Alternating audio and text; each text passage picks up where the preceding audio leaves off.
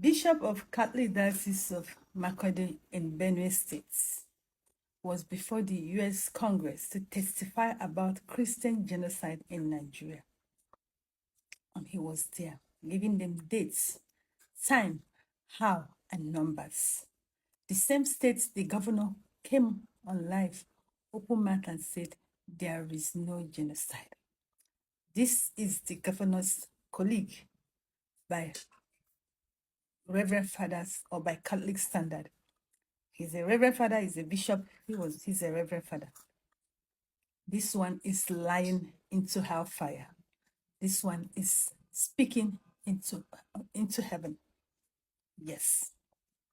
You see, this time around, every Nigerian Christian should speak up, because it's only by speaking up that we can get this help that is coming our way. Because if we keep quiet, Nigerian government is doing everything, recruiting international bodies, paying huge amounts of money just to subdue this truth. If you don't speak up, if you don't use your platform, if you don't use your voice, if you don't support people like this bishop, I'm telling you, our own is going to get worse. If these people do not come to rescue us, it's going to get worse. The best thing you can do for yourself is to speak up. Open your mouth. Say what you know. Don't keep quiet. It's only Nigerians that can save themselves. But if you keep doing, it's none of my business, my dear. It will get to everyone. The hearing. Watch it. The Most Reverend Wilfred Chipanagbe, Bishop of the Catholic Diocese of Makurdi, Benue, Nigeria, before the House Committee on Foreign Affairs, African Subcommittee, November 20, 2025. President Trump's redesignation of Nigeria as a country of particular concern, CPC, a serious, well-founded wake-up call. I am here this evening talking that because I have the privilege of witnessing, the privilege of experiencing. I'm not talking as a privilege of opinion.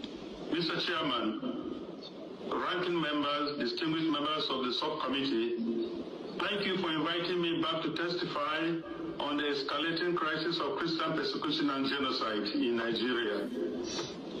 6 months ago, precisely on 13th March 2025, when I last appeared before this committee, I warned that the situation was there and demanded urgent attention. Tragically, the past half year has proven those warnings understated the continued attack on vulnerable Christian villages by the Fulani ethnic militia and their counterparts, both in the middle belt of Nigeria and elsewhere in the country.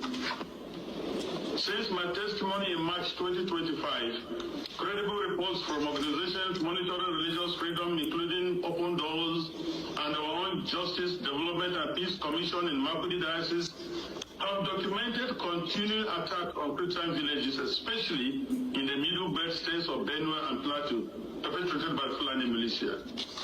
Thousands more have been displaced, some adopted or subjected, with entire villages razed and churches destroyed. My own village of Aondana in Gwen West local government was attacked and several of my relatives killed on May 22nd, 2025. An entire convent of Reverend Sisters of the Clarisha Ministry was displaced, along with the local Catholic parish. Within the days following that attack, nearby villages like Naka also witnessed attacks.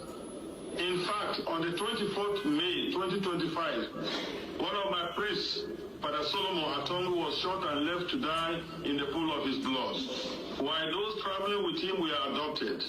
Though he survived the attack, he is unable to walk freely because he has a broken bone.